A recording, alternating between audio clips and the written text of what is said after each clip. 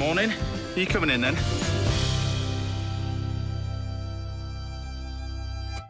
Good morning, and what a show we've got lined up for you today. Today's going to be a special one because we'll be joined in the house throughout the morning by the award-winning singer, songwriter and record producer. Example will be here. Everybody excited about that one. And I'll be swapping my Mini for a vintage steamboat as I embark on a culinary cruise around the Lake District in this week's little food adventure. The wonderful Romy Gill will be here as well. She'll be taking over the kitchen duties a little bit later, and I'll be investigating the phenomenon of a food truck with a little help from Elizabeth Brown. And if that wasn't enough, then I'll be joined all morning by a top chef who's been a mate of mine since the Ready Steady Cook days. That was a long time ago. It's Mr. Paul Rankin. He's here. Good morning.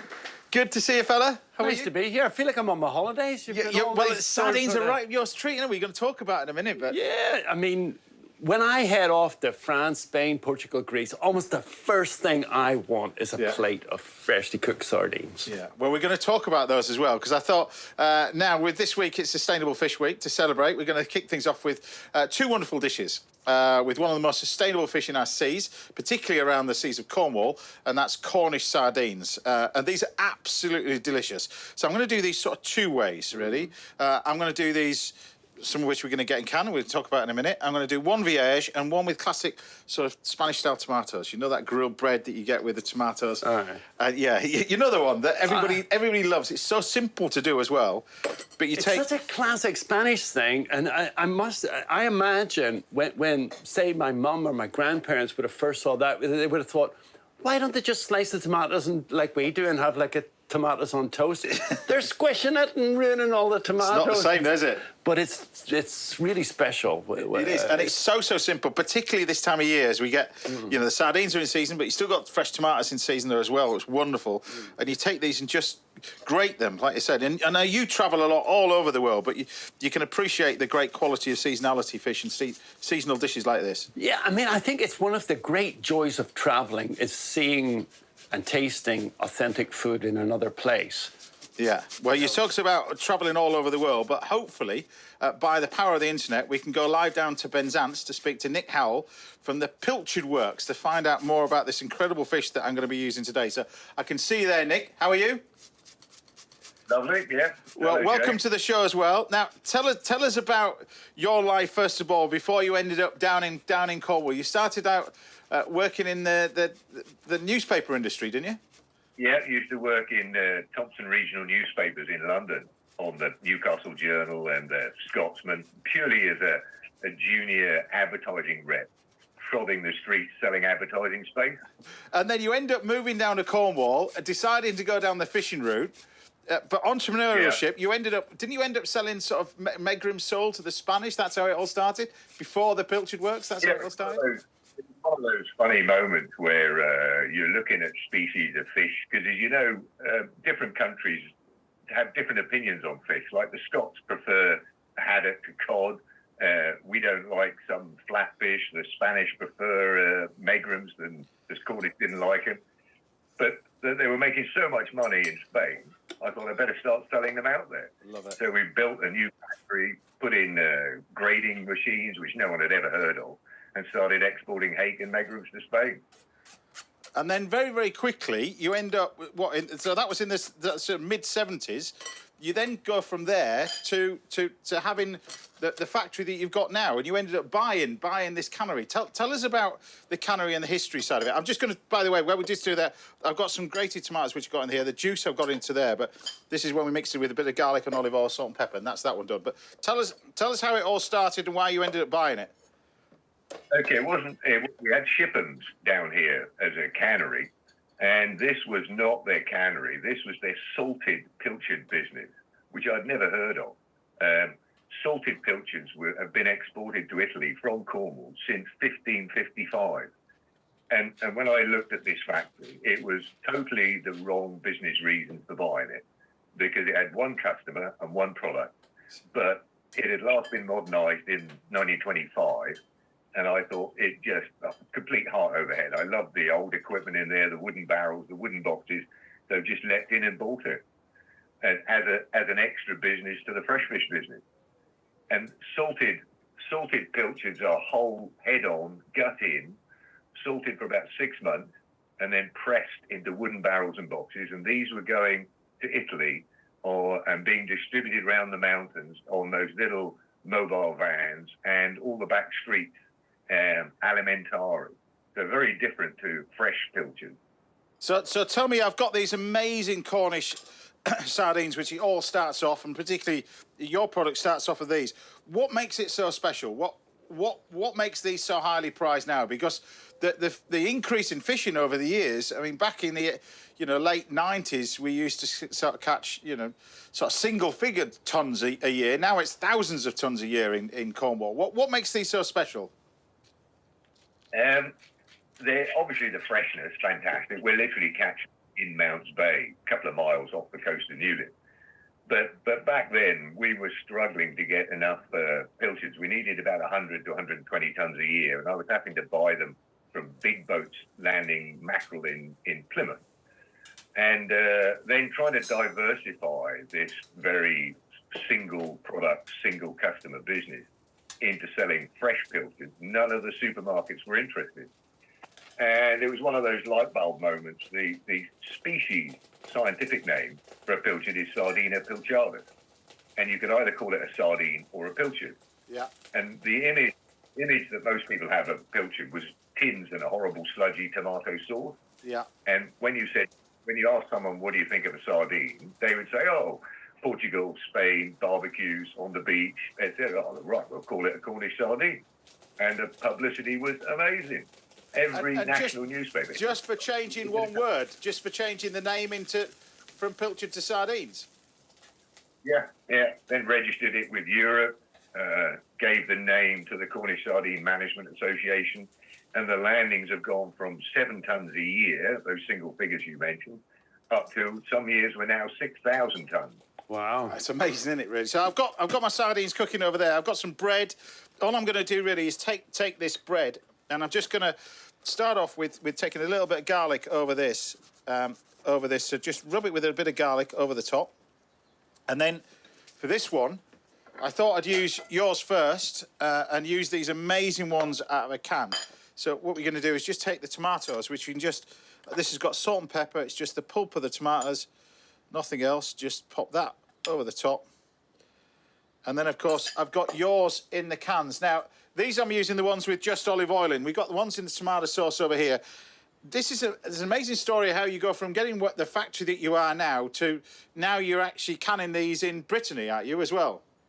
Yes, when I started looking, it was one of those visits to a cannery, my wife's breath on, and in 2000, and the boss of this very ancient cannery took us out for dinner.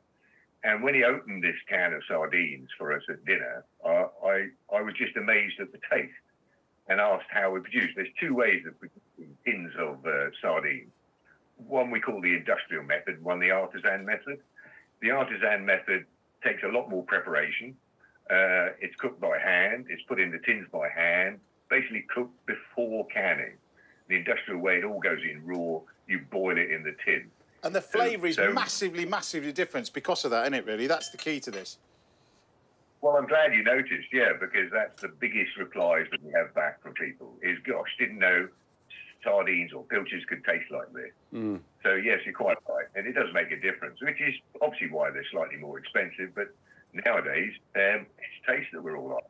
These sardines are obviously seasonal. They come in particularly this time of year. Give us an idea of when people should look out for them, really, because you can see them in Cornwall coming in big shoals, followed by dolphins and chasing after the shoals of these amazing sardines. So when's the season really that you've got down there?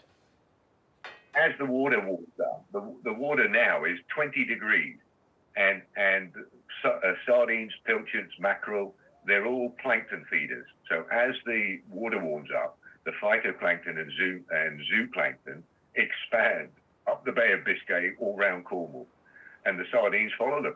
And they come in usually about the 2nd, 3rd week of July, and they'll be here until end of January, beginning of February. And you're talking about the Cornish stock is between 400 and 500,000 tons. So us taking 6,000 tons is amazingly sustainable.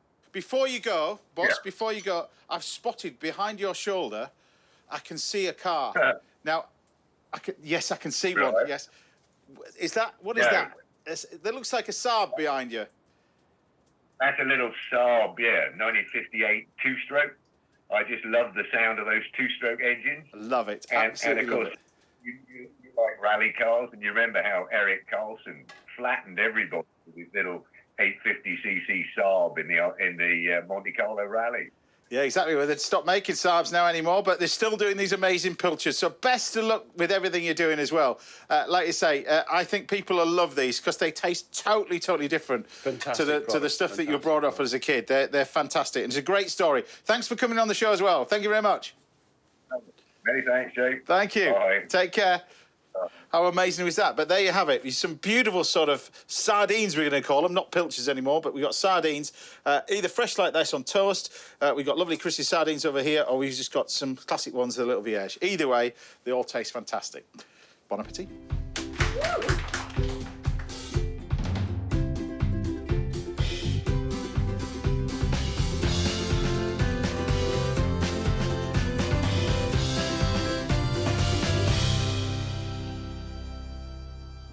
Mr. Rankin, there you go. Dive into that.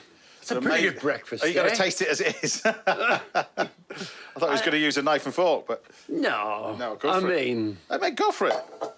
Go for it. Tasty. Now, those tomatoes are just so simple like that. Huh?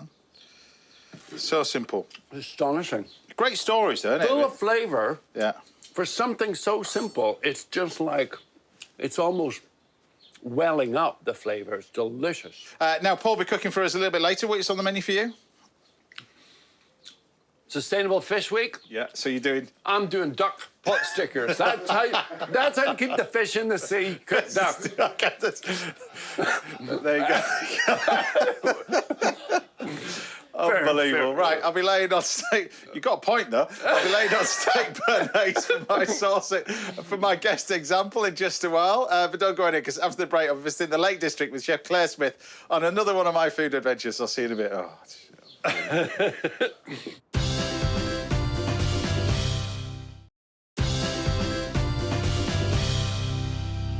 Welcome back. Now, we've got a masterclass in seasonal fish coming your way later, and I'll be treating the rapper and record producer Example, or Elliot as I like to call him, to steak, chips and béarnaise sauce very shortly. But before that, I thought I'd take a look at some of the dishes you've been cooking at home, and you guys have been so busy. Just check out some of these dishes. First up, a big well done goes to Elaine McKelvey, who said she was inspired to try making a beurre blanc sauce that I made on the show a few months ago. Good stuff there. Top marks go to Sylvia Foley for this picture of an amazing raspberry Eton mess cheesecake. Looks pretty good to me. And finally, a massive shout out to a 15-year-old called James Kerr, who made this pavlova all by himself. His mum says he's been a bit of a chef since he started watching the show. So well done there, James. Congratulations, and you're more than happy to take over any Saturday you want. It gives me a day off. Now, do keep sending your pictures and videos coming in. We love what you've been inspired to cook at home. OK, it's time to take a look back at another one of my favourite ever food adventures. And this week, me and a chef called Claire Smith, who just happens to be a 3-star Michelin chef, are continuing our culinary adventures around the very wet and very rainy Lake District. Enjoy this one. Today, I'm in the Lake District, a UNESCO World Heritage Site. I've been joined in this beautiful national park by top chef Claire Smith. Sadly, we haven't had the best of weather during our trip, but I think I know how we can shake off the rainy day blues. You locked in? That's it. And do you know when was the last time I actually drove a manual as well? It is like a little go-kart. Yeah, it's going to put a smile on your face, tell you what. It may be raining, but this... It is cool. Told isn't you it? already, look at that! Oh, well, that's first. We'll keep that bit in. Actually, I could get one of these. This is pretty good fun. But it has to be one like this, though. I think I've sold a Mini. Yeah. After learning about the historic steamboats on the lake earlier, I feel it's only right we pay a visit to Windermere Jetty. This spectacular new museum comprises a collection of over 40 vessels that tell a story of boating on Windermere from 1780 to to the present day. Hi. Hi, welcome to the Rachel, museum. Claire. Hi. So tell me about this place, because this is almost brand new. Yeah, so this is Windermere Jetty, a museum of boats, steam and stories, and we're standing in our new buildings, which have only been open a few months now. It's a brilliant place to learn about 200 years of boating history on Windermere. You're going to see a whole range of boats, everything from Beatrix Potter's Tarn boat through to the beautiful steam launch like Branksome behind us and modern hydroplanes that you can see as well. These are the race boats behind us. Yeah, absolutely. So Windermere has a really long history of speed trials and innovation here as well. These are slightly more modern boats dating from around the 60s through to the 80s. So, Claire, I've organised them to take this one off the wall, if that's all right. You can have a go in that. It looks a little bit scary for me. You'll be all right there. Yeah. And it's even more scary when you realise that you'd actually be driving that on your belly, face first, as you speed down the lake at nearly 200 kilometres an hour. Wow. Yeah, we've got something a little bit more reserved. Right. We're taking a trip out onto the lake on board Osprey, a fully restored Edwardian steam launch. There's no better way to bring the boating history of the Lake District to life. Well, except perhaps to do it on a sunny day. So while Claire takes shelter on board, I chat with skipper Ian Shearer. So, skipper, I don't think they built these for the driver to be comfortable, did they? They're more... No. If this was your boat, you'd be in there if it was raining, or there's another wheel at the front, Right. and you just have a little steer behind your back. And that's it. But when it gets to something tricky, you see, you take over in case it crashes. So this is the same technology of a steam train.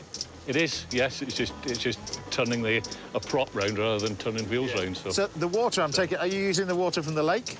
Yeah, this is our gauge glass. We've got water in here with these two valves here. Yeah. We can turn them on, sucks water straight from the lake, tops it up, and away we go. So what's the top speed? If we open to full steam, Yeah. we get to the heady heights of about 10 miles an hour. Is that what it is? But, You don't want to be going any quicker though, here, do you? these were built for luxury. Yeah. Built for just cruising around and enjoying the lakes. It needs adapting though for a roof on this bit. Just a little one over me. Yes. That is fabulous. You might not get anywhere quickly, but at least that allows plenty of time for us to get warm and dry inside and hope that rain stops before my final cook of the day. Right, before I do anything, Ash, just take a picture of that. That's the first bit of blue sky I've seen since I've been here. 47 years I've been coming to the Lake District, and that is a first. So this is actually a first. We're going to do a goose and a chicken with some nice little orange lentils.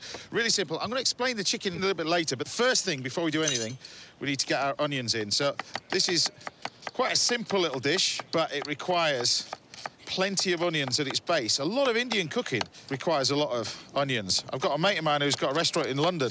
He's got 4 chefs just preparing onions. That's it, all day, just preparing onions the whole day. But the first thing we're gonna do is grab a little bit of oil in our pan. I don't use olive oil for this, just a normal sort of veg oil. Throw the onions in there. But we just want a nice little bit of colour on the onions first of all. So once you get to that stage, you can add a few curry leaves to this as well. You can get these fresh or dried. Bit of ginger, you can use this pureed ginger. And then just a touch of pureed garlic as well. A few mustard seeds, they're going in. You just have to toast this off a little bit. Just colour the onions like that, so just get it all cooking away nicely. Now, while that's happening, we can turn our attention to our spices. And I've got in here a selection. I've got some cumin, garam masala, I've got some chilli, turmeric, some coriander. Really, these are the key 5 ones that you want. And then just grab a little teaspoon and take a little bit of each one. Now, particularly when you're using dried spices like this, the temptation is to add them to the pan. The problem is with that, they can burn quite badly. And you get this distinct flavour to the end product. But by mixing them together beforehand with a bit of water, it stops them from burning. So you just took a little bit of water like that and mix this together. But you pop our lentils straight in, and then we add our spice mix straight in. A little bit of water. Now, what I normally do with this is just gradually cook it for about 20 minutes. But the power of TV and all, we pass it on to the amazing woman, which is Sam Head. She goes wandering into a house which is just over there and continues to cook them. Meanwhile, I'm going to turn my attention to my Goosner chicken, which I've got here. Now, there's several things that are famous around these parts. There's Goosner cake, which is like a shortcake, really, with caraway seeds on it. They serve with cheese. There's Goosner duck, but also famous around these parts is Goosner chicken. It's slightly south of the Lake District, for sure, but this is an amazing chicken. You can see from the size of it that it's slightly larger because they take it on a little bit further. It's not like a traditional farm chicken, but what it is fantastic flavour. And I'm going to basically portion this chicken up to go on our barbie. So what you do is you remove the legs first of all. Now, because this is corn-fed, and a secret recipe of corn-fed, the corn feed is made with the help of a nutritionist. It's that good, that attention to detail. You don't get this yellow tinge that is classic with a corn-fed chicken. This, you get a beautiful flavour from it, and you can see from the chicken it's much larger. We used to do this when we were at college. It's called cut for saute, or in terms of today, cut for the barbecue. But once you master this art, you can do this with all game birds as well. Quail, pheasant, partridge, that kind of stuff. So we're going to take some pieces of lemon, like that. A bit of garlic, straight through. And I'm basically just going to cook it on one of these things. And we just pop our chicken in, a bit of lemon, a bit of garlic. Fold this over. A little bit of oil, just a touch, black pepper, and a bit of salt. It's all about the flavour of the chicken. You could marinate this in the same spices I've got in here if you wanted to. A little bit of yoghurt, turn it much more sort of a curry Indian sort of thing, but I thought this with just the lentils is probably just enough. So all I'm going to do is pop that on there and do a rain dance, because it's on its way.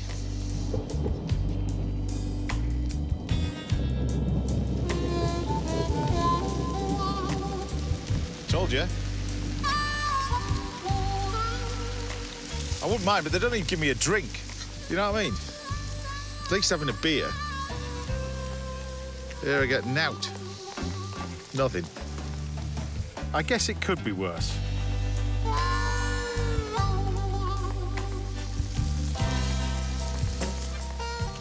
All right.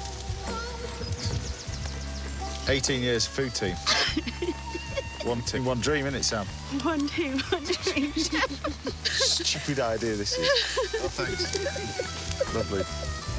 Somebody all that? Thank you. Right, we've got our lentils. Now, the key to all lentils, really, in fact, all beans and that kind of stuff, season it at the end of cooking. Don't season it at the beginning, otherwise they toughen up.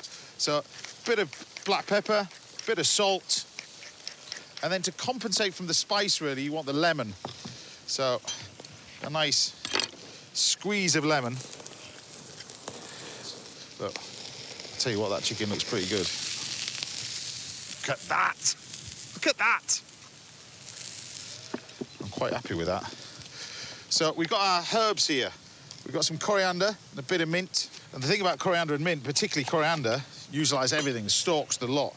And that's going to go in here last minute. Now, if you want to slake this down, you could touch a cream, bit of yoghurt. But what I like to do with my lentils is a little knob of butter. Just nicely enriches the flavour in there. So mix that all together. While that's on there, just simmering away nicely. We'll get our serving tray. We pop our chicken open. Just a little bit of herbage over the top. So we'll take our chicken off with our lemon. Bits of garlic, everything else. Bit of oil. And then we've got our lentils. Our spiced little lentils. And that butter makes all the difference, trust me.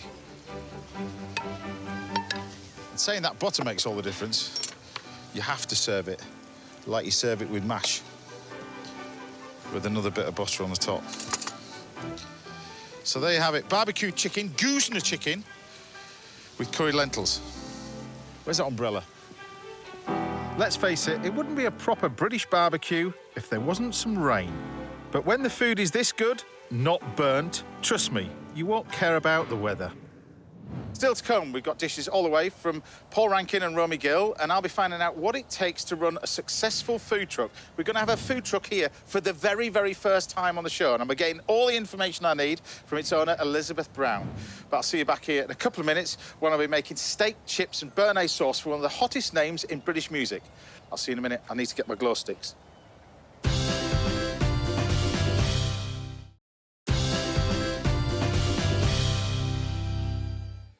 Welcome back. Now, coming up, we've got a masterclass in seasonal fish, and Chef Paul Rankin and Romy Gill will be testing out some recipes of their very own a little bit later. But first, I'm here with a car nut, a food lover, just happens to be one of the biggest names in the British dance music scene. Put your hands together for example!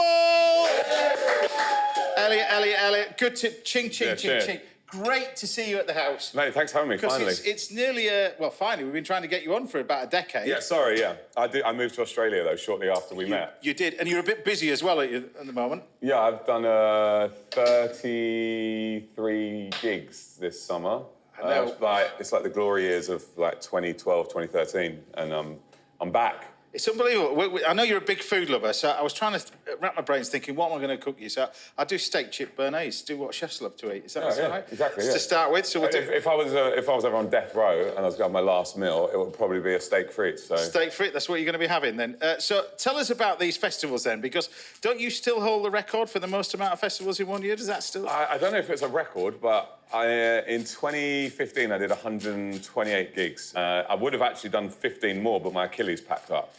But I don't know whether that's a record or not. Sheeran's probably got the record now, but I think that year I was the only artist apart from Rihanna to play 2 arena tours in the UK in the same 12 months. Well, you mentioned Ed Sheeran's got the record now. You're both mates, aren't you? Well, yeah, Ed's actually he's been gigging since he was 12. He's a nutter. He used to get a train and go sleep on, people's pub floors just to play 4 songs. But to put it in perspective, when I met him, Twitter was a big thing. Yeah. Twitter had just started. I had 90,000 followers. He had 6,000 followers. And I invited him to come support me on tour. And he ended up doing probably about 30 gigs as my support act. So we go way back. But you go way back in terms of your career. We go right back. You were when you first started, it was about sort of early teens, 12, something like that? I wrote my first rap when I was 12. I probably wrote my first song at 14. I did my first gig at 17. But I didn't really get going until I was like 24. I mean, nowadays, because of Instagram, Spotify, SoundCloud, and laptops have just got so easy to produce music on, whereas my generation, I'm 40 now, most of my generation, I can have an Xbox for Christmas or a PlayStation. Yeah. A lot of kids now when they're 12, 13, can have a laptop so they can edit or make music. So kids are just making music at a much younger age now. But we talked about yourself and Ed, but the speed at which you're constantly thinking about music. It must. Constantly. I just released my 8th album, and I've already got my 9th album ready. But when you're doing an album, am I right in thinking you have to do 200 songs and then pick your favourite, or? Yeah. Ed, in particular, like every time I see him, I'm always blown away. Like I think he's maybe slowed down a bit since he's had kids, but he would do a stadium gig and then set up a pop-up studio backstage. Yeah. I don't think he's doing it so much now if he's got the kids there. But he's always writing, and then he'll fly in his writing partners. So Johnny McDade, who's in Snow Patrol, co-writes a lot of Ed's stuff. But it seems to be like what you do as well, because you're... I'm constantly writing. I recorded 3 songs in a day last week, and I don't know how many of those are going to get released. Some of them may never get released, but you have to treat songwriting, rapping, as it's like getting ready for a boxing match. You've always got to be match fit, and I think it's like a sharpening of the tools. Like I might write 30 songs and only release 5 of them, but there's something probably in the other 25 songs that led to the other 5 being so good. When you first do your first album, that's accumulation of a lot of things. Your childhood, growing up, 12 years old, and there's a lot of input that you're putting into that. Yeah. Do you find the pressure even? I actually find it easier to write songs than ever right now. It's almost like second nature to me. And I guess, is that because you're writing for other people as well? You're doing... Yeah, I write songs for other people, but it's more like, as you know, I cook a lot. Like, not like just once a day. Like, I'm breakfast, lunch, dinner, I'm usually making stuff. But I do it now so often that it's second nature, so I don't really even think about what I'm making. I hate measuring things. I just sort of make stuff up as I go along, whether that's songwriting or cooking. And in the same way that I might slightly mess up a dish, I know how to sort of salvage it. Yeah. I do the same thing with a song in terms of I hear it back and I go, that chorus is world class, that verse is utter rubbish. And then I'll stay in the studio an extra half an hour to ensure the verse melodies are up to scratch. So you can relate it to that, I suppose, in a cooking sort of way. And I suppose you're doing what you used to do. I mean, saying that you used to, I mean, you've done the rounds, you've appeared in front of sort of, well, a room full of 2 or 3 people, and you've been there and done a gig. And then you're doing it now in front of thousands of people. Well, it's mad because I've had this cycle where at the very start of my career, I was only performing to, you know, I'd go to a pub in Hoxton and maybe have 20 people and 14 of them were just the local drunks. And then in the space of 5 or 6 years and 4 albums, I got to headlining arenas and headlining festivals. And then a few years later, I was back performing in bottle clubs to like 2,000 people and then rebuilt my career from scratch, starting in 2018. And then the other week, I played Latitude Festival, which is a 40,000 capacity festival. I had the biggest crowd of the entire weekend. So tell us about the new album. How does it differ from the rest? Or? It's the first time I've done the genre UK garage. It's the first time I've done the genre drum and bass. But essentially, I always feel like I need to deliver festival bangers. Yeah. And lyrics that mean something to people. Like, I always think all my songs over the years is like, I want it to be people's first dance at a wedding if they want to have a party, or maybe their first festival experience, they think of me, or maybe their first kiss. That's the kind of lyrics I try and write. It's the thing with your music, though. It crosses so many generations, doesn't it, really? It's not just... Well, I'm looking in the crowd now, and there's like 12-year-olds, and they're singing, like, not just the hits, they're singing, like, the new stuff and the stuff from 10 years ago, and they know it word for word. Yeah. And then you realise that I used to just be obsessed with, one day I'm going to get to 40, and all my fans who were 16 will be 25, and then maybe that's the end of my career. But then, because a lot of my peer group from around 2010 have all disappeared. They've either burnt out, retired, or just can't write songs anymore. And I'm not saying that in a nasty way. It's just, it's a very tough industry to stay relevant in for even a few years, let alone. Well, just to show you about how relevant you are, let's have a listen to the track off the new album. While I'm taking this steak, look at this steak. A bit of tarragon as well. Yeah, a little bit of tarragon, because carry on the Béarnaise phase. I've just got a little bit of foaming butter there, and we're just going to nappe this over the top while we listen to the new track. So, nice one. Here you go. This is me in action. I can breathe, my heart's on fire, but you make me feel like life's just fine. Even when I'm looking in the mirror and I feel like I can't get by, I know that everything is gonna be okay from deep in your eyes, everything they say. See into your soul, okay, for another day. Deep in your eyes, everything they say from deep in your eyes. Not lost it after 8 albums, not lost it. No. Not lost it. Look, we've got a lovely little steak over here. What I'm going to do is, the thing is with this, is the idea is to continue cooking this with a foaming butter. As the foaming butter starts to go brown, you get this amazing flavour. It doesn't burn, just goes nut brown, and that's going to keep it nice and medium. This is your little gastric. So this is what you use to flavour the hollandaise. The hollandaise is in here. Yeah.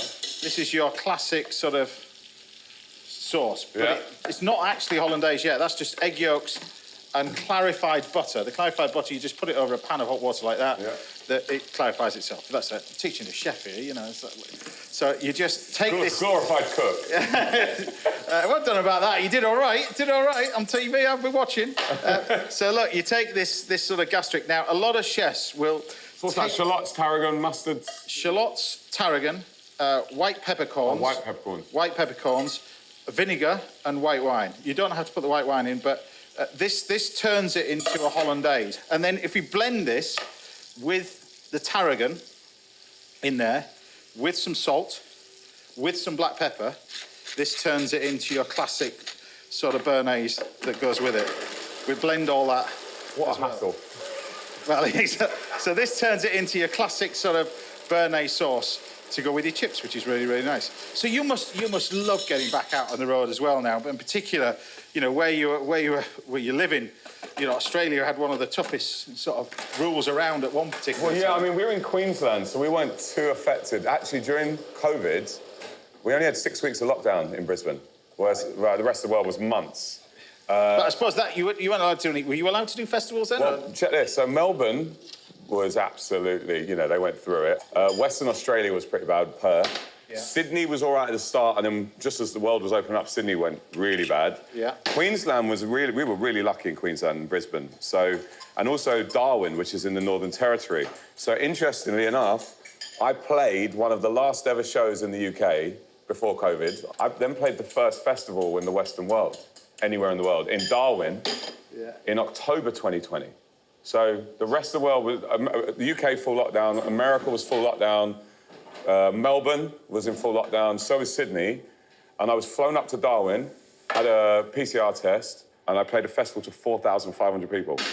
And I posted it on Instagram, and obviously everyone else's pictures were just of their living room or, you know, their garden or walking a dog. Yeah. And people were just like, what is this witchcraft? And I was just, no, that was yesterday. And people were like, what the hell's going on in Australia? And then there's people in Melbourne going, you shouldn't post this is really unfair. I was like, what do you mean? But I played the first festival anywhere in the world. Is it everything? During COVID. I've always wanted to ask this. I've known you for several years now. Is it everything you thought it would be?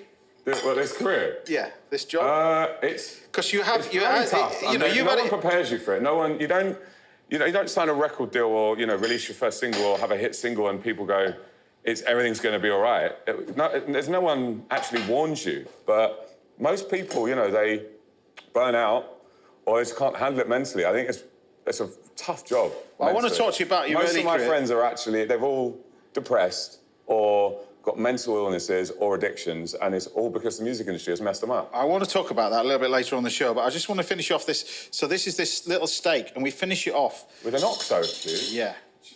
Over the top. Is this... Yeah, this is... Is this a well-known thing? Well, this is something... Next time... Extra beefiness? Next time I see you on a cookery show, and you got... There's a little bit of oxo cube over the top. Other cubes are available. See, I'm going to start doing this at home when I cook for people, but not tell anyone about the oxo cube. Don't. Honestly... And they're going to go, this steak's unbelievable, Elliot. What have you done to this? Honestly, well, you've got amazing beef in Australia, for sure. But you just take your nice little bit of steak like that, which has been rested. There we go. Oh, my God. And then take a little bit of this, but it's that touch of stock cube over the top that transforms this.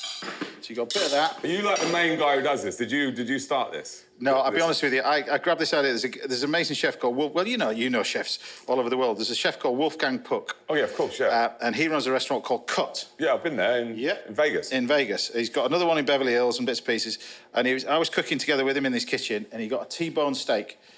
And he just took a stock cube and put it over the top. Ever since then, I've done it. It tastes amazing. That is actually the best steak I've ever had at his place. Well, I've got my work cut out now then. I'm up against Wolfgang Puck with the steak. But there you have your nice little bit of béarnaise sauce to go with it, with a dollop of béarnaise sauce on the side. So, Elliot, it's a pleasure having you on the show. You're going to stick around because we're going to talk to you a little bit more later. I want to talk about the music industry, more about your album, bits and pieces. But for now, steak, chips and béarnaise sauce. Done.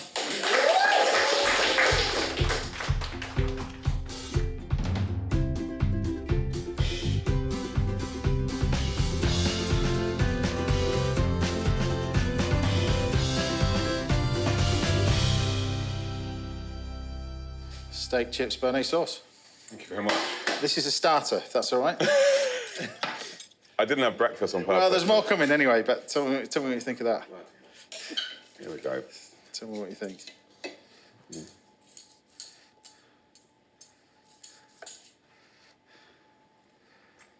Oh, my God. Happy? Unbelievable. Nicely cooked? All cooked for you? Well good. Job's good. Enjoy that one. Elliot, everybody. Right, I'll be treating him to a Moroccan spatchcock chicken a little bit later, and Chef Romy Gill will be making a visit to the house very shortly. But join me again after the break, where Mr. Paul Rankin will be treating us to a recipe that he doesn't even know what's going to be doing yet. But anyway, it's going to be chaos. I'll see you after the break.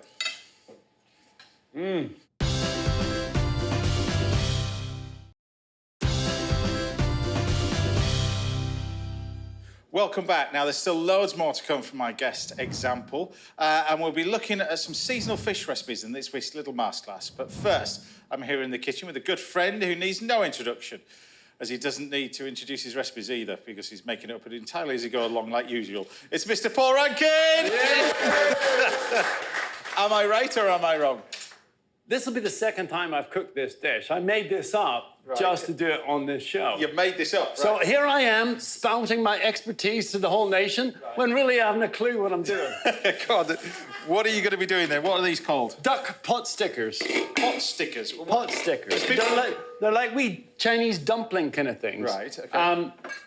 I had pork pot stickers on the Cayenne restaurant menu when it was open for about 10 years. Right. So, yeah, I do know a thing or two about pot stickers, but these are duck ones. So, Why are they called pot stickers as opposed to dumplings?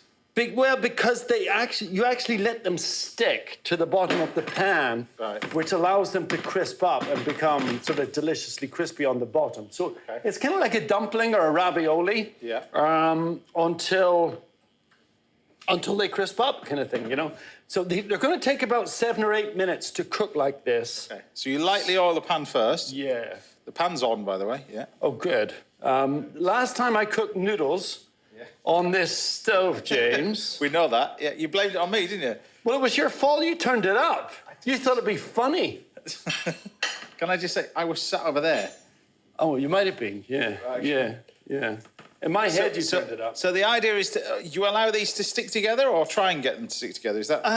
Well, you pour in a little bit of water. That's about a glass of water. We might need to top it up slightly. Right. And so the steam will come up and cook them beautifully. Eventually, the water will evaporate, and then they'll start to crisp Crisp up on the base. Okay. Yeah. And I mean, these are almost exactly the same as gyoza. You know, the Japanese ones that you get. So we're going to get on and show you how to make these. Yes, we first are. of all. So what have we got on here then first? So here we've got some minced Want me over pork. here? Yeah. Some lean duck, a little bit of duck liver, and some pork fat. Now, when you're making a stuffing or a terrine type of thing, say you're making venison terrine or something, you know, classically in French type stuff, you need half of it to be pork and pork fat and half of it to be the flavor that you're looking for. Yeah. So it's really nice and cold type of thing. Okay. So it'll mince properly.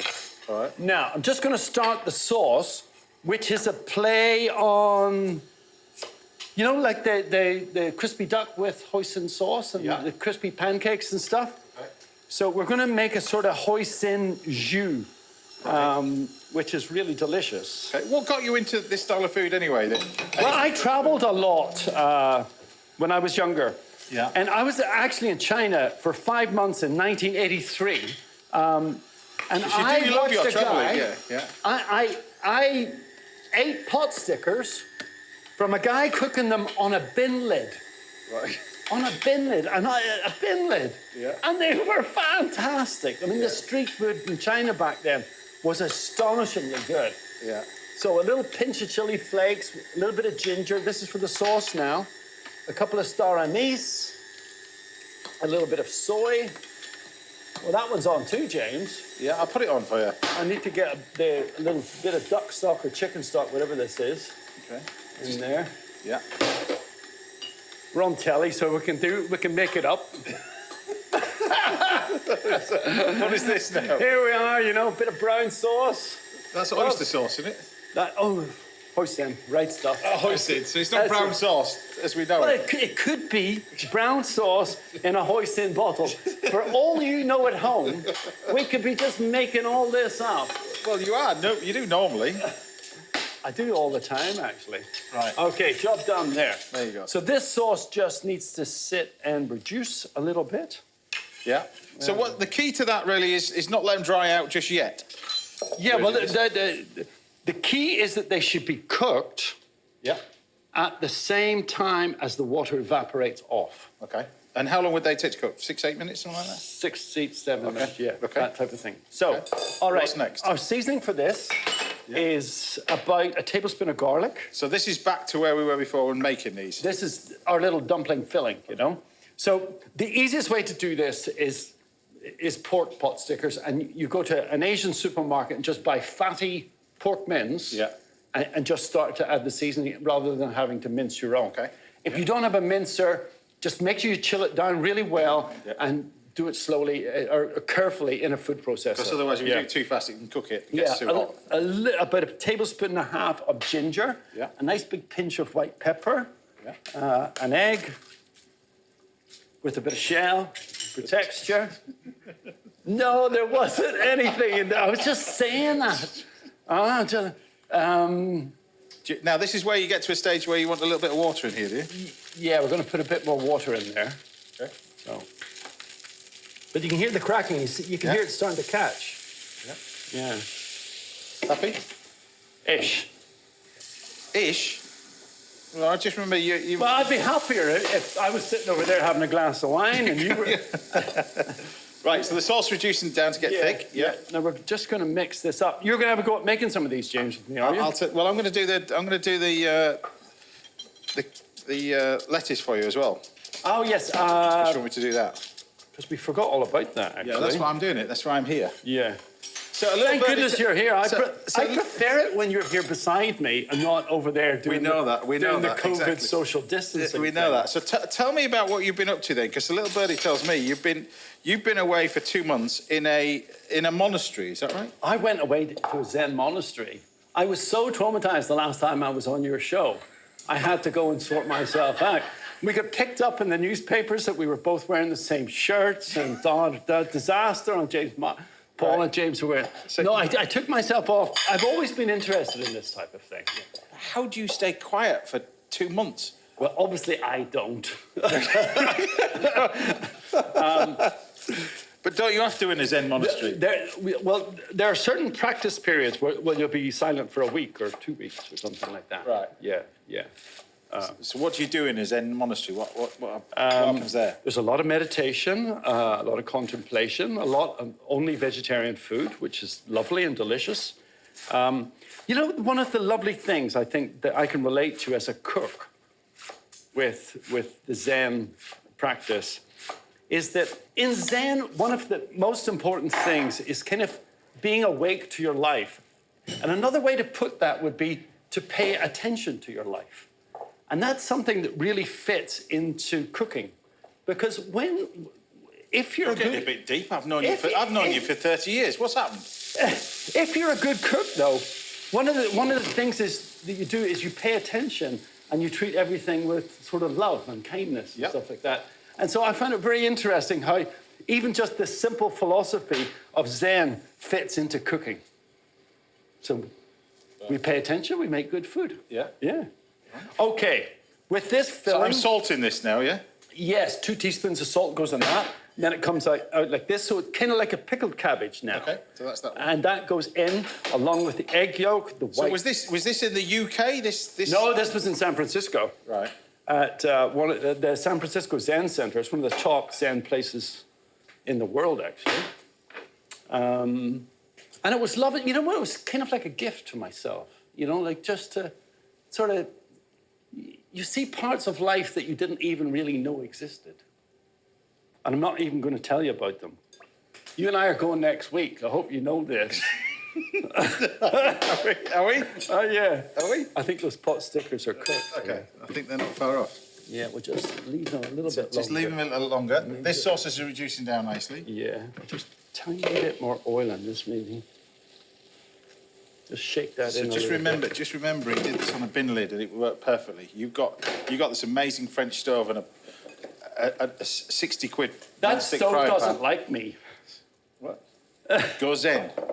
Goes in. Exactly. It does like you. It applies to everything. I need to make friends with that. Yeah, exactly. with that and pay attention. Yeah. So Next. now, with the filling, you want to work it until it starts to get tacky. And it's the same when you make a terrine and the same when you make sausages. Yeah. You know, you kind of need to activate the protein a little bit so that you get everything nicely blended and it... So that's about it now, yeah? So this sauce, are you bringing it down to it's sticky or not? That's enough now, yeah. Okay. So these are I think starting we can to... turn the pot stickers off. If you listen to these. We'll just check one.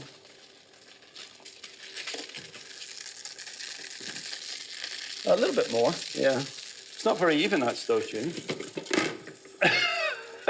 Just joking. Easy, boy. All right, now. Yeah. So let's make one of these. Yeah. You gonna make one? Go on then. So what do you use to what you use water? Don't you just stick it? Yeah, yeah. Okay. So it looks like quite a complicated technique, but it's not. It's really dead what are easy. these? These are dumpling pastry. You buy these frozen in the Chinese. These are sticking together because they've been out under the lights. Look at us trying to. We've got one each. I've got one. Yeah. Go on. So you're good with your pastry, dainty hands kind of thing. So it's just a Dainty hands. Well, Dainty hands. Just put your hands up like that. I've got bigger hands than you. Don't put. You slid that hand up there. See, he's got way bigger hands. How than can me. I have dainty hands? So go for a teaspoon. Don't do much more than a teaspoon, or you'll kind of regret it. You put more than a teaspoon. In yours, I did, yeah. But just it's trying to okay. stitch me up. It's okay. You just damp the end of it, and you can just pull it down so it goes a little bit more lengthwise. Just fold it over Okay. to a half moon. So it's like a pasty then. Ish. Yeah. And then we're going to do 3 pleats on this side. So it's 1, 2, 3. 1, 2, 3. And then back round to this side. And it's 1, 1, 2, 2, 3. And then you just press it lightly. That's pretty good for your first attempt, James. It's a wee bit skew-whiff. I'll leave you to concentrate on these ones. So can we turn this off now? Yeah, it's off. It's off. Cool. It's off. There you go. All right, let's check out the pot stickers. Look at this. Absolutely glorious. I mean, they're quite therapeutic to make these, aren't they? When you get. Aren't they? Yeah. It's the sort of... I'm in my Zen mode. So it's almost like a community thing, isn't it? You can get the whole Zen community together. I'm in my Zen, and I've saved my money on a flight ticket to San Francisco. Look. Well, there's a few Soto Zen places in the UK too. And I'm just going to add...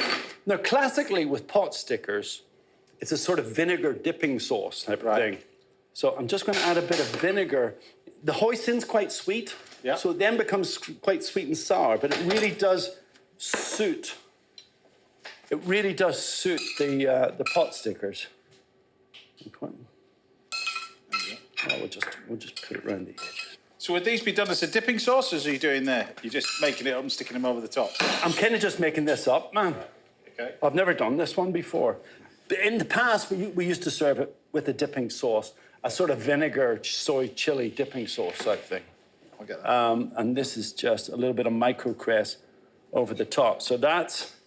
But you say this, I mean, you said, well, before you started doing this, this has been on your menu, it was in your restaurant menu at KN for 10 years. For 10 years. As pork pot stickers, yeah. We did it with an apple slaw and a vinegar chili dipping sauce. So give us the name of this dish then. That's duck pot stickers with a hoisin rice vinegar jus. And I've learned more about you in the last 8 minutes than I've done in 20 years. Give us a hug. Give us a hug. Zed. Paul Rankin, everybody. Legend.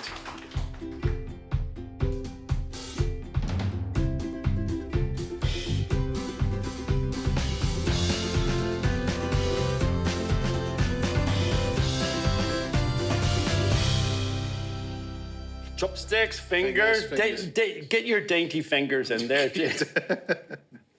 Oh, it's the sort of grub you want to eat, isn't it? It is really good. It is really good. And you say you've got to get these sort of crispy as well. You just leave it. Yeah. I mean, they're great, aren't they? That is absolutely delicious. Isn't it? It really, really is. And they still say nice and moist. You've got the crispy there at the bottom. Yeah. The dressing right, superb as well. Yeah. Mr. Paul Rankin, everybody. A legend. Right, Romy Gill, the chef, will be trying to top trump Paul's dish a little bit later on this morning. And I'll be laying on lunch for my guest example at the end of the show. But join me again after a couple of minutes when Paul and I will be swapping the kitchen for 4 wheels as we explore the world of food trucks. You're going to like this one. One has just arrived outside. You promise? You're going to like this, trust me. I don't trust you at all. It's Zen. You're going to love it. See you in a bit.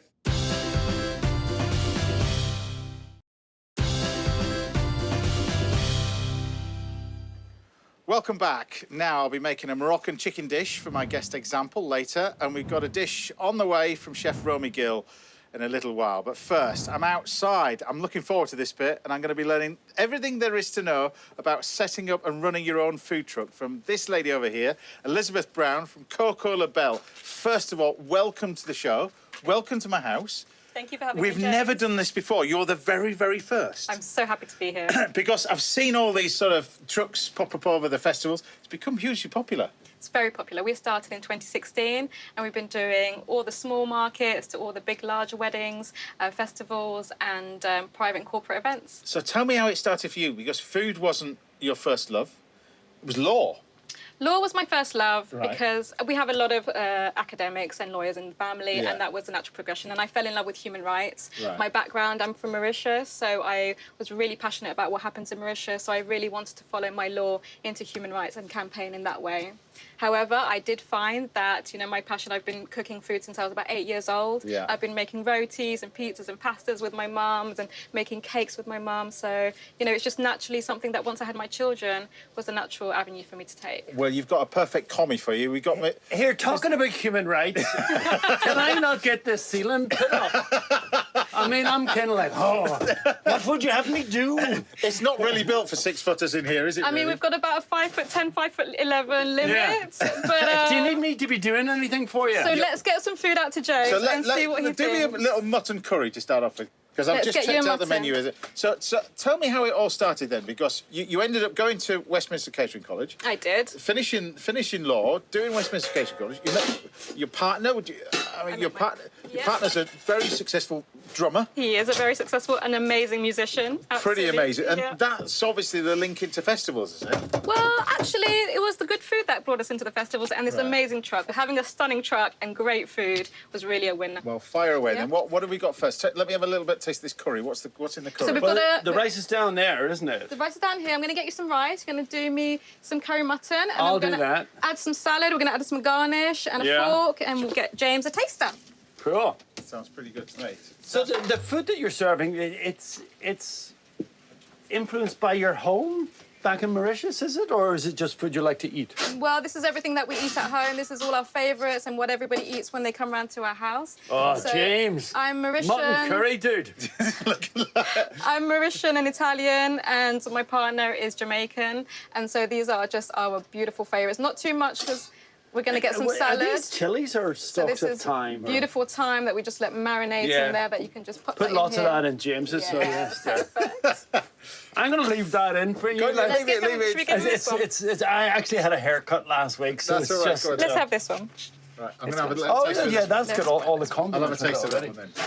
It's stuck in. So this is the first one. What else are you going to be doing? Because I've seen a fantastic menu that you've got on here as well. Let's get a plate, and we're going to get the farata and get some rougailton on there for James. I love Paul's. I haven't a clue what you're talking about. What did you just tell me to do? Let's do it together. Come on, then. Is this the plate you That's want? the plate. Nice sustainable plates. Oh, beautiful bamboo palm leaf Uh-huh. plates. So these are like So these- Mauritian paranta? So they are a farata. So Farata? similar to what you would know as a roti, but these are the ones we eat at home. This is what on your table every day. You have this with a cup of tea, with your butter. Is this you what you have wanted? this. Yeah, And perfect. what is this? So let's get these in here like that. It's nice like tomato folded. and fish? So it's a tomato and tuna dish, which is called rougail.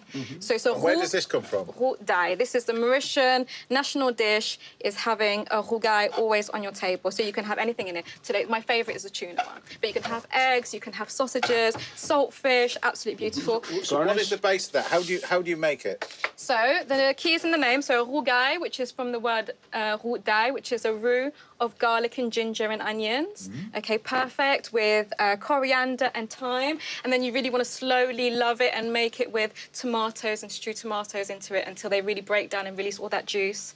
And then you want to add your parsley and your coriander and your tuna, finish it with your tuna, and just really let those beautiful flavours just marry together. Well, because you have to get a spoon and taste that curry. That doesn't sound particularly Indian or anything. Where's it? Is it Creole or something? So it's Creole. We are from the Creole community. Some of and this? there's some of that on there, some coriander as well.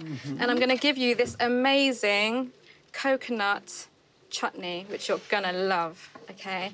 And this What- amazing coriander I'm chutney. stuffing myself full of food here. What is that?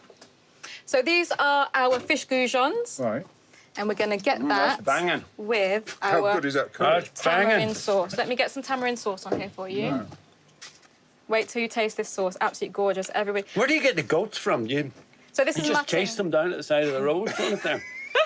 You're having mutton today, but no, I wouldn't be chasing any goats down the side of the road. They're all friends. They come in our gardens. I knew you thought it. James, have a taste of that one. It's hard to catch a goat. Have you ever tried to catch a goat? Have I ever tried to catch a goat? Have you tasted a goat? Why would I possibly catch a goat? What possible reason why I want to catch a goat It's for? good fun Sorry about chasing this. goats. Conversation's disappearing, but go on. Have you ever caught a goat? Yeah. How do you catch a goat? Not bites horns. Give it a couple of pints of Guinness first, and then they're much easier to catch. Tamarind sauce, and that's fabulous, isn't it? Gorgeous sauce. Really reduced it down with chilies and coriander and garlic. So there's going to be a lot of people watching this. You've now gone on from law to a catering college, to doing events, to got in a truck, to now the business is expanding. You're looking at getting a factory to producing the food. So absolutely. So we got to about 7 years with the truck, and then we got onto the NHS supply chain. That took us on to having a production facility, and now we are SALSA approved and approved premises as a manufacturing site. And our very first contract, as we were working our way into the NHS and introducing our food to them, because it is a bit of a slow process. You have to introduce the food, keep feeding people so that they enjoy the flavours. A bit like being here. It's lovely. And our very first contract was one that we made 111,000 meals for a very large event, and we supplied 35. 111,000. 111,000, yes, I did. Are you available next week? And we supplied them in I'd rather trays. catch goats. That's too many, huh? We supplied them in frozen trays. We had a whole supply chain set up, and they went out and served a very large event. We did 35 different African and Caribbean lines, Kenyan food. Now, there's going to be people watching this going, do you know what? Next year, I quite fancy doing this. I've got this idea. I've got this because it is a dream. You see a lot of these food trucks at festivals. Festivals becoming so popular now. Yeah. Some doing it right, some doing it wrong. Give us a few of the pitfalls give us a few of the do's and don'ts that people, if they've got an idea, what have you learned from this?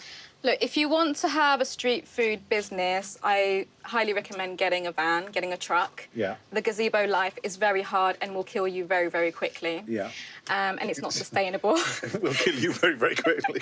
I suppose, you've got to be careful of the weather. Yeah. You might sell loads if it's sunny.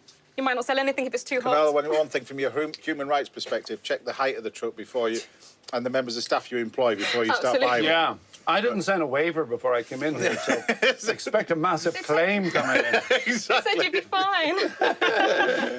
That is absolutely fantastic. Thank you for joining us as well. It's been a real treat. We've never done this before, but You're welcome. it's fantastic. And we'll see you at one of the many festivals next year as well. Thank you so much. Good luck with I'll be everything. there. And in the NHS as well. And in the NHS. Congratulations. How Thank good you. is that? Thank you. Elizabeth Brown, everybody. It's brilliant, that. Brilliant, that. Save the food because there's got a queue going to be forming in a minute. Still to come, I'll be treating an example to my spatch-cooked chicken, Moroccan style, and Chef Romy Gill will be serving up some traditional Kashmiri cooking. But join me again in a couple of minutes when we're back in the kitchen for a masterclass in seasonal fish. I'll see you in a sec. Let the queue commence. In we go, crew. In you go. In you go.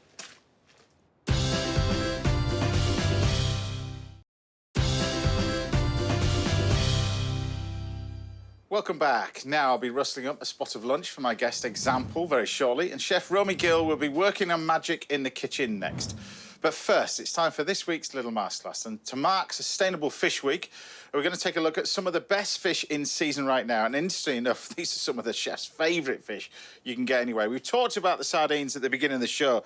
These are Cornish sardines. All the fish that I get anyway in the restaurant that we use for the show anyway are sustainable, and they're all line caught in that way. We'll get onto that in a minute, but the sardines that we've got on there are fantastic. I'm going to do two dishes really with this one. One is just a grilled mackerel dish, and the other one is a beautiful moule marinière. But we're going to start off with the mackerel over here, which is, I think, one of the prize fishes you can get, really. One of the most sustainable fishes, purely the fact you can get them line caught. And if you've ever gone fishing in the sea, you'll know how easy it is to catch these amazing mackerel and how delicious they are when you catch them fresh. And they really need to be fresh. So wherever possible, buy them whole like that. They're usually gutted anyway in the centre, but buy them whole because you can see the eyes are nice and fresh.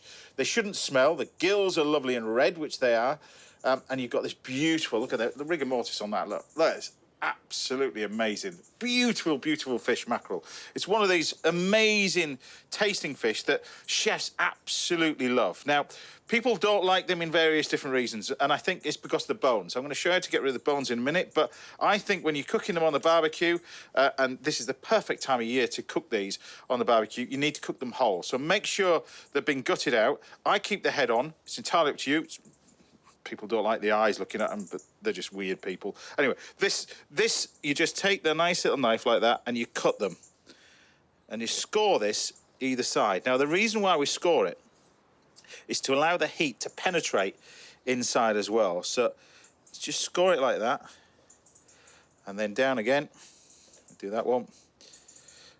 You cut it through. And then all we need to do is then just grab a little bit of olive oil, which we've got on here. Tiny bit of olive oil over the top. Rub that over the fish. A bit of seasoning. Black pepper. See how easy this is. Bit of salt over the top. And then this could go straight on the barbecue, like that. So I'll put that on there. That can go straight on there. But like I said, if you don't want bones in the fish, it's one of the easiest fish to fillet, really. And I'll just show you how. Really simple. Nature's amazing. It's drawn a little line on the top there, the backbone. What you do is insert the knife underneath the gills like that, rotate the knife the other way, and then slide the knife along the backbone. And if you slide it along the backbone like that, the fillet just comes straight off. Easy as this. Easy, easy, easy. And then what you can do is then you can take the little rib cage out, which is there. And then what you'll have is little pin bones in this, little tiny little bones down the centre. So what we're going to do is create a little V cut, and we cut a little V either side of those bones, and then we lift out the central bit. You can cook it identical as well you're doing over here. Keep your eye on it as well. That's it. And don't worry about it sticking. Don't worry about that. People panic of it. Oh, it's sticking to the thing. It will do anyway. Don't worry about it. It's oily fish anyway. But you want it to sort of char at the same time. Like that. This is beautiful, absolutely beautiful. So we're going to leave that to one side. The fillets you just cook exactly the same way. So a little bit of oil on here, touch of black pepper, a little bit of salt, and that can go straight on the coals, look. Wallop, straight on there. While that's on, we'll put this pan over here and we'll start cooking our mussels. One of the finest ingredients, I think, this country produces really is amazing shellfish as well. And mussels is one of them. These come from the River Exe. They're absolutely delicious. But look, we're just going to turn that fish over. Oh, look at this. Look at this. Look at this. Perfect. Like that. Fish is, that's amazing, that. So while that's cooking, we create, before we get on and do that, a little mussels. We'll then take a touch of fresh thyme. Take a little bit of garlic, and we can use this to sort of flavour our mackerel while that's cooking. So grab yourself a little fresh thyme like that, a little bit of extra virgin olive oil over there, some salt and pepper. There we go, over the top. And you can either use a pastry brush, or you've got fresh thyme, particularly growing in your garden. You can actually use the thyme as a brush itself. So you just pop that over the top. But look at that. Oh, that's just so good. And it's so quick to cook, I cannot tell you. Look, it's almost cooked already. We can then just lift this off. Like this. Look at that. And then you've got a spoon where you've got this garlic, thyme, dressing, that kind of stuff, over the top. And this is how you serve mackerel. Don't mess around with it too much. It's great quality fish as well, as it is. A little bit of lemon on there. I love dishes like this, and maybe just a touch of parsley. And we're just going to take a little bit of chopped parsley and just sprinkle it over the top. I mean, look at that. Absolutely wonderful, wonderful, wonderful little dish, that. Tastes amazing. And of course, you've got your wonderful little fillet over here, which again, super, super quick to cook on the barbecue. Almost cooking this all the way through, look. And that's how you want to cook the fish, just so it's just cooked. See that? We can then turn this over. And that's how you want that sort of flavour, skin. You want it crispy. So we're just going to take more of this oil. The same thing again. With fish like this, it's the simplicity of how you cook it that I think makes the difference. Again, a little bit of... I know this show I go on. This is like cooking for myself. I get so excited when I'm cooking like this. I get a bit carried away. Sort of ignore the cameras are even here, to be honest with you. But that are two fantastic dishes, all just using mackerel. Really, really simple. But like I said, that's the key to mackerel. You don't want to cook it on the barbecue, pop it under the grill. Nice hot grill, it does exactly the same thing. You want skin to char while you're doing it, it's absolutely fabulous. Another thing, like I said, it's sustainable. We've talked about the mussels over here. Moule marinière, one of the most amazing dishes around. So to start with a really good moule marinière, you need some onion. You can use shallot for this, but the thing is, you need to make sure that the onion are sort of finely diced, or as diced small as you can get them, really. That's that. And we want a pan with a lid. So we've got the onions on here. We want a little bit of garlic. So touch of garlic. Make sure that's nice and thinly sliced as well. As much garlic as you like. Some people like more garlic. It's entirely up to you. But that's going to go in there as well. And then we want butter. Never ever margarine. You should never cook with margarine. It's not food. Never has been food. That goes in here. Butter goes into the pan. In we go with the garlic and the onions. Now you want this to wilt down a little bit.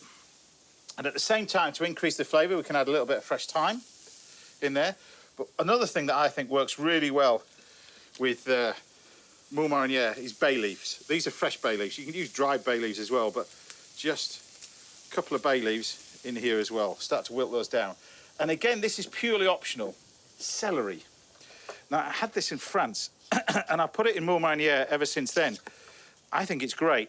It's entirely up to you, really. Celery is one of these things that it's kind of left me scarred for life when I was a young kid. I used to have this when I used to get invited to weddings when I was very, very young, and funerals. You'd have this with cheese in a tube over the top of it. But that would go in there.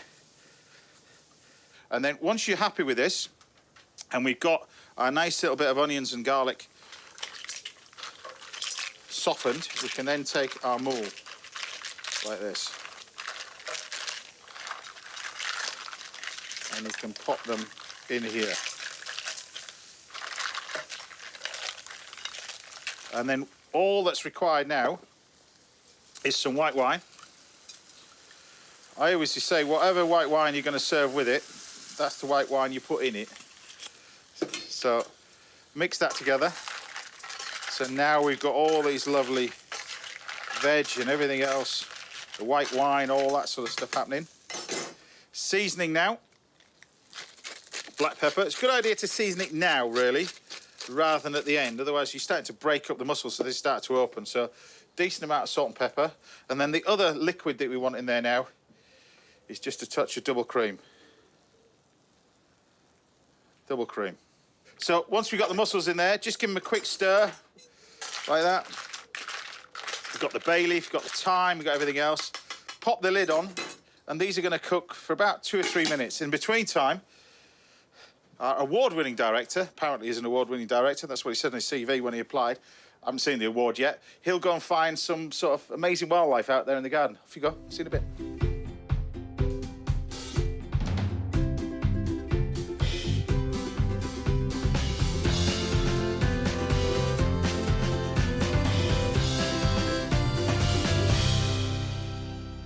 Now, I've got some toast over here.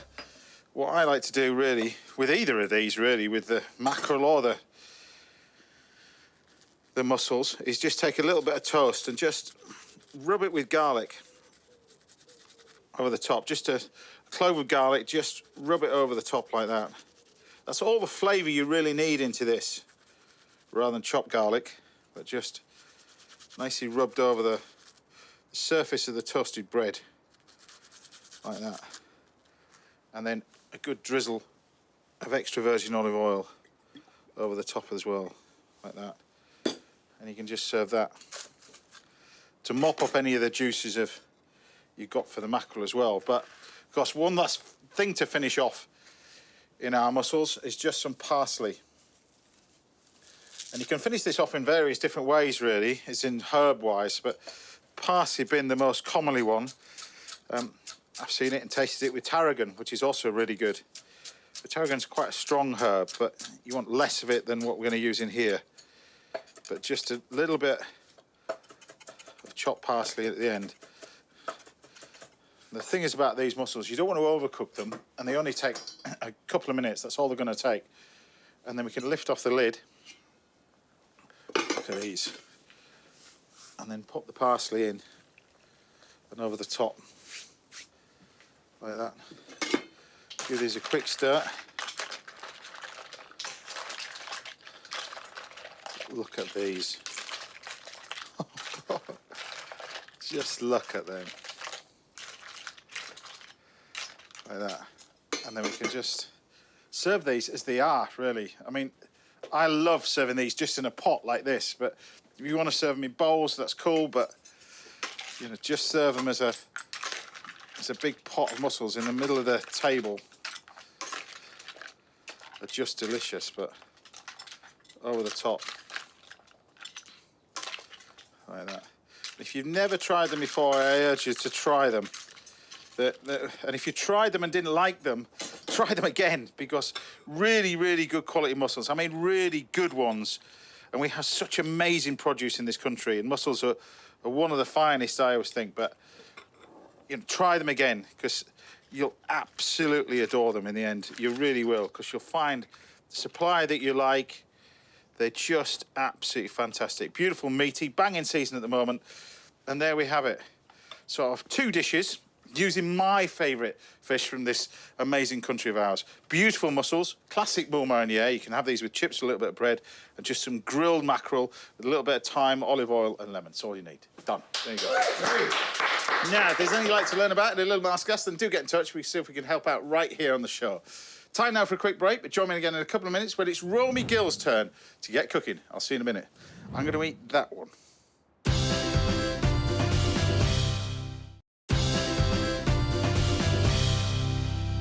Welcome back. Now, I'll be cooking one more final dish very shortly, but first I'm here with a ready, steady cook star who's welcome in my kitchen anytime she likes. The fabulous Romy Gill! Ably assisted by her sous chef, example over here. There you go. Ellie, you don't know what you got yourself in for. I'll be fine. Just don't watch me. Keep your eyes on her. Well, we know you're a keen cook, so I thought I'm going to sit down for a change and get you cooking as well. All right. So, Romy, what are we going to be doing then? So I have some really delicious vegetarian recipes for my new book, and my sous chef is helping me, which is fantastic. You said you didn't want to do anything, so you just wanted to chat with me because you're so tired. Cut this out, I'm just saying. You wrote that start of the autocue. She's welcome to my house anytime. Anyway, we need to have a little tweak of that, can we? You come to my house. Exactly. So, he lives in Australia. You've got a long way to go. Can we come to Australia then? Yeah, when you do your books of Australia, Yeah. I'll chop up for you. Actually, Hardy Grant, we have the same publishing Go on, house. just get on with doing the cooking. What are you going to be doing? So can you please cut into half and then quarters, and then dice some tomatoes. You want it that way? Yeah, it's perfect. And then half it. Yes, please. So I've already got some marinated here with some salt, with some turmeric. You're doing fine, James. He's doing fine. Okay. Just mind your fingers, yeah? That's all right. It's quartered. So I wanted to show you something. This do you want it like that, or do you want them quartered again? Yes, please. So I've got mustard oil here. So mustard oil, you have to be very careful. You have to bring it on a smoking point, temperature. Right. You cannot have mustard oil like just put in salads and stuff. You have to bring it to a smoky temperature. Can you smell that? Yeah. Can you smell that? Oh, it's delicious. Yeah? Any reason why? It's because if you don't, you'll make you really ill. So you have to make sure you bring to a temperature when it starts to smoke, when you see that smoke, and then you're going to add all the ingredients to it. So I'm going to kind of fry this. So it's got turmeric, it's got salt, and then we're going to fry them. So you're starting this off, but this is what Elliot's making as well, so we can see what the base is anyway. Oh, so this isn't even going to be used? Yeah, it is. It is. How many watts would that be what you need? Just That's do it all. perfect. You've That's got a lot of perfect. crew to feed, you see. So you have to show it to people This is how how to you do do it. it. This is how you do it. And now would you like to dice some tomatoes you're not going to Yes, use? so I'm going to... I will be using them. Oh, you'll be using these? Yes, OK, thanks for that. yes. Right. So what goes in the aubergines that you're not going to use that Elliot's chopped? Some turmeric, some salt, and a little bit of oil as well. So that oil will be cooked with the... What happens then, you know the aubergines can go really black very quickly. So salt and turmeric helps with that. All right. I'm looking at these nice girls. It's all right, this, Chef. Brilliant. Well, I told you, I don't mess about 4 years. It's all right, Chef. It's all right. So while we're doing, I'm doing 2 dishes from the book. Okay. This is haq. Haq is like spinach. In Kashmir, they will use collard greens. Yeah. So instead of collard greens, if you can't find it, you can use the big spinach as well. You know the longer spinach, you can use that. But I'm just using this baby spinach. So all goes into it. Now, as soon as you mentioned the book 6 times in the last 90 seconds... Well, you have to... Shall we show it? What book? Yes. This one. What is it about? It's my travelogue. It's a journey from Kashmir to Ladakh. Right. So it's all the recipes are for the people who gave me, they opened their doors to me and told me their stories. So it's a beautiful, beautiful book. I mean, it looks absolutely beautiful. Anyway, doesn't it? The areas look spectacular. As colourful as the food. It's beautiful. I mean, that's the proper Rogan Josh in there. That's not the Rogan Josh that you get in this country. That's the proper we've been doing it wrong. Very wrong. Stupid country. Do it properly. Stop stealing. You can't have a national dish. Do it properly. So what do you make? There's 5 done. Bang. Very good. next? So this is done. This is what we're looking for. So you're going to brown your aubergines and take them out. Yet, just me. All right. So, and now we're going to put a little bit of more oil, very tiny bit. Use Remember the to same heat it pan. up? Yes. Otherwise you'll die. You'll be ill, yes. And then you have cumin seeds. We're going to add some cumin seeds and some asafoetida. Have you tasted that? Have you tasted that stuff? No, just like that. I'm not going to try. It's quite unusual to taste. Don't eat it like that. Eat it in food is better. So some Kashmiri. It's quite weird, isn't it?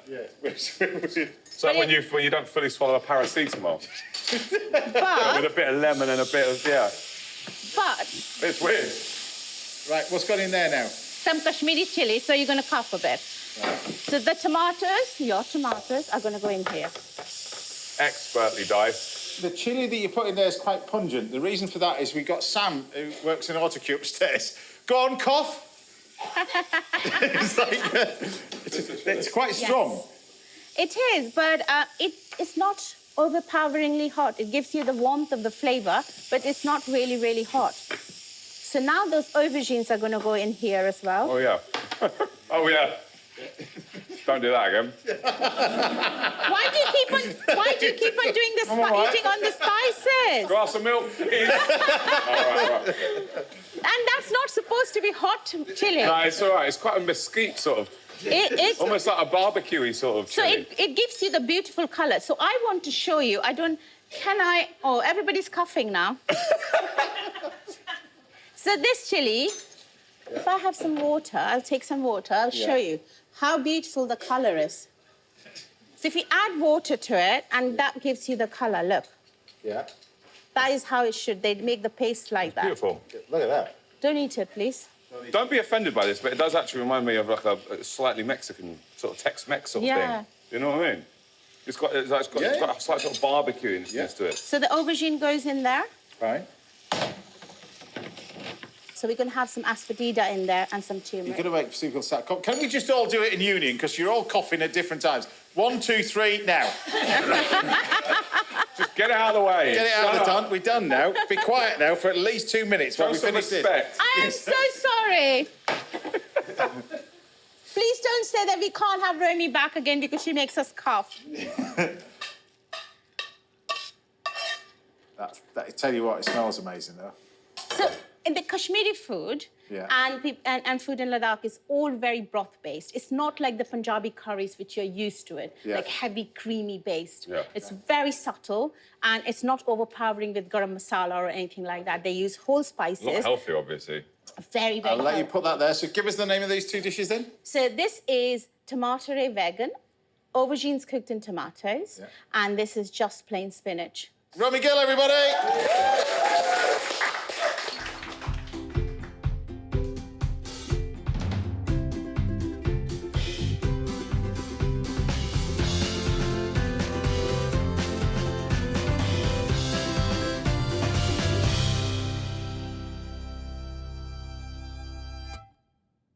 Go for it then, all right? Dive in. Which one? I'll taste a little bit of this one first. Have some rice as well. With Do you know what? The spinach, it looks so simple.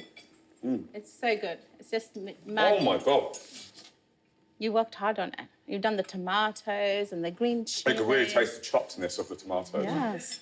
That is unbelievable. With the rice, just try with the rice. And you cook so quickly as well. I'll be honest, I've not ever tasted that on my palate before. So I wanted to share, if you can't find those aubergines that you get in supermarkets, you can just use those and just, make sure the bigger aubergines have a lot of water. So make sure you're chunkier, like chunky chips. Make sure that size. This is the simple. This is more. Spinach is so easy. But so earthy, so warm and nice, simple. And works really well with It's unbelievable, isn't it? It's good, isn't it? It's really good. It's perfect, that. I'll let you dive in. Romy Gill, everybody! Right, we've still got time for one more final course, then join me again after the break. We'll be cooking for Elliot. We'll be tucking into a show-stopping chicken recipe I'll see in a bit. I'm going to have more of this. It's lovely, that. Unbelievable. It is unbelievable, this.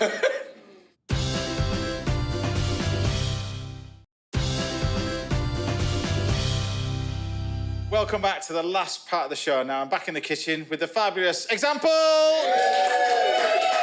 Elliot, I know who else, but there you go. Here, and also we've got Romy Gill here as well, and my assistant, my commie.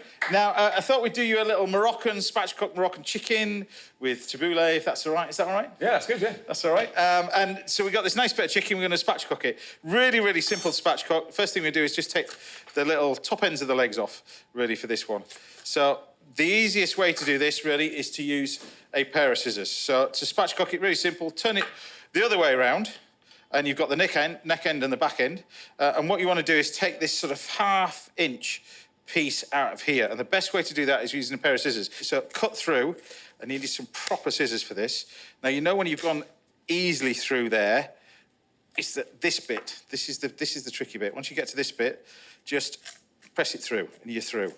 That's that. Same thing with this side. Same again. Cut through, and you're just taking out that centre bit.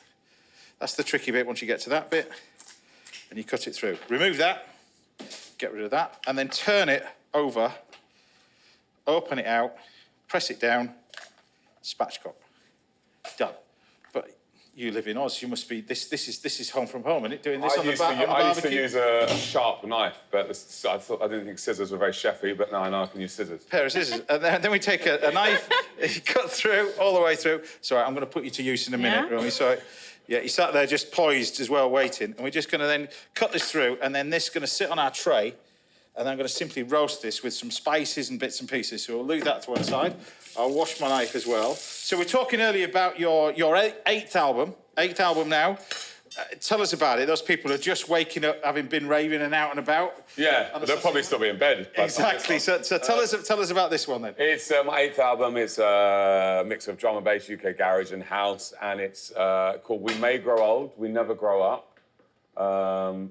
It's just basically a Peter Pan sort of ethos of wanting to just never grow old, really, because I suppose... Is it now because, dare I say, you reached that... Well, I didn't know I'd still be doing this at 40. Hey, I'm 50 and I didn't think I'd be doing this at 50, to be honest with you. But I don't think there's an age to cooking. I think maybe when I started, first of all, there wasn't even anyone really who was a UK rapper, even though I dance music and I rap and I sing. But as a teenager, there wasn't many sort of idols in the UK to follow. There was then we had Mike Skinner and Dizzy Rascal. But I think now the genres are so blurred because back in the day you would buy a CD or an LP and you'd hear all grunge music or all rock music. What are you, grunge or drum and bass? I reckon you're a drum and bass. No, I like 50 cents. Fair enough. Yeah. Hold on, that's just come out of the middle of nowhere. Go on then.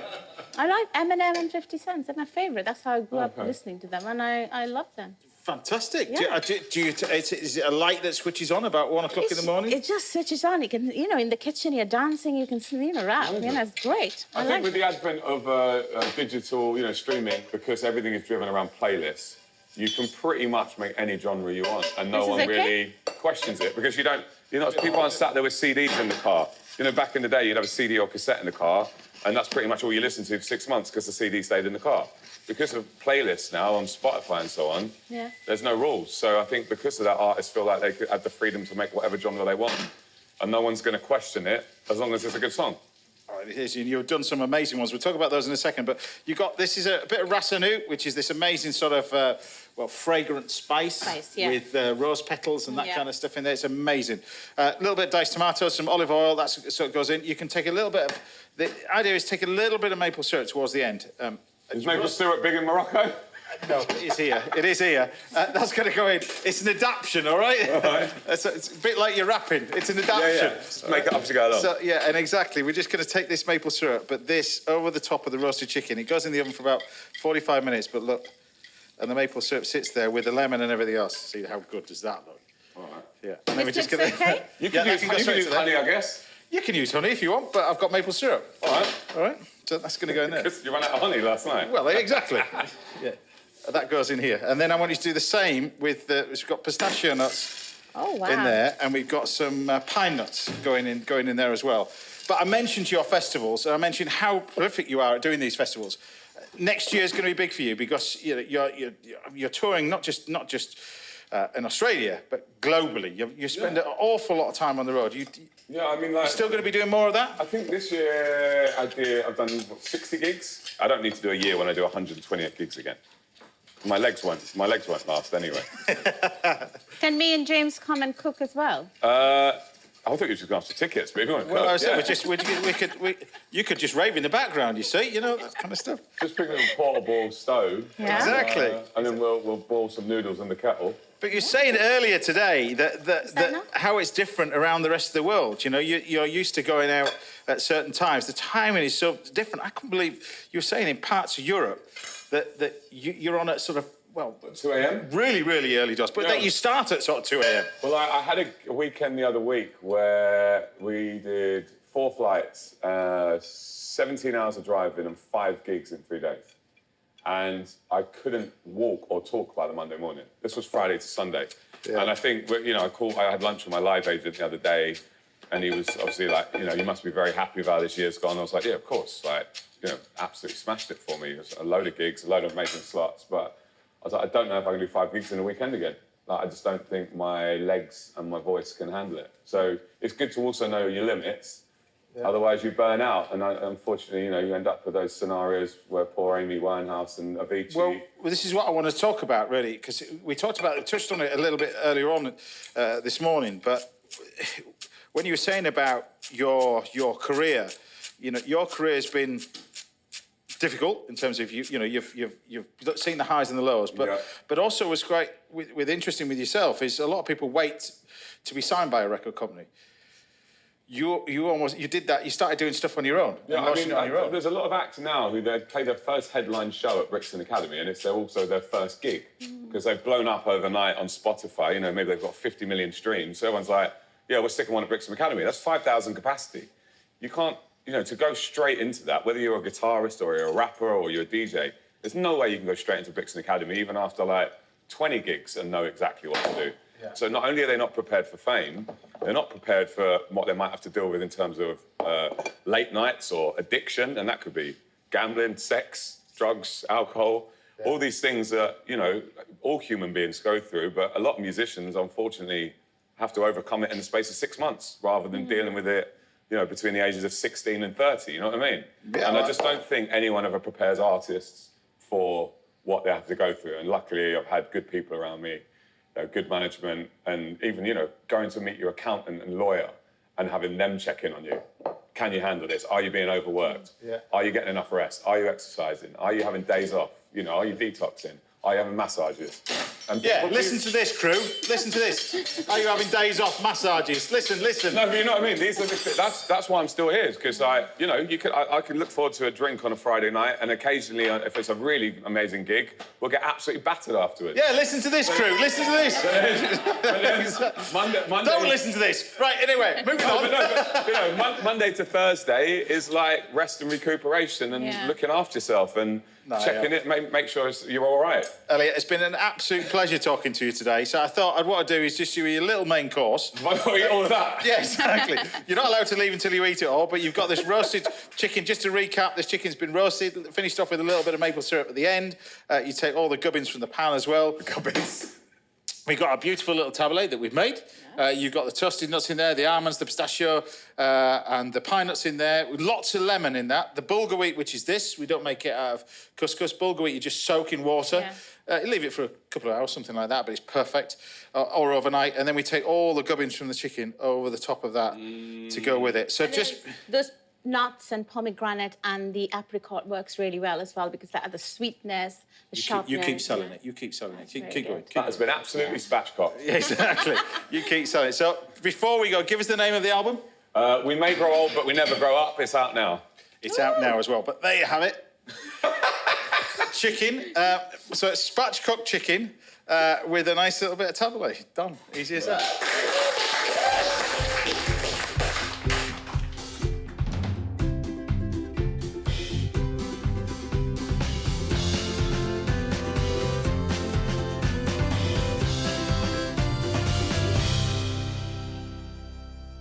Bon appetit. We've got 10 minutes for this one. Yeah, well, at least maybe 12 minutes, do you think? 12 minutes to finish that off? Yes, I don't want to ruin it. It's so pretty. Well, yeah. Dive into this bit here. This is this. Right. Yeah, taste a bit of that. There you go. With everything else, but that little bit of maple syrup. You could use honey, of course, but maple syrup over the top of that. Oh, God. I made the salad, so I made that. You know, is that any good? It's nice. The best bit. It's nice, though. Better than Nando's. That's it, you got I can keep my job then. That's a way forward. Anyway, that's it. That's all we've got time for today. Better than Nando's. A massive thank you to my guests, Nick Howell, Paul Rankin, Romy Grill. If I had something, I would throw it at you. Anyway, it's a brilliant example. We'll see you back here same time next Saturday morning, where we're joined by top chef Cyrus Toddywaller and Daniel Clifford, and social media sensation turned Strictly star Joe Sugg will be here. Until then, take care, stay safe. Thanks for watching, everybody. Bye for now. I'm going to the chicken shop.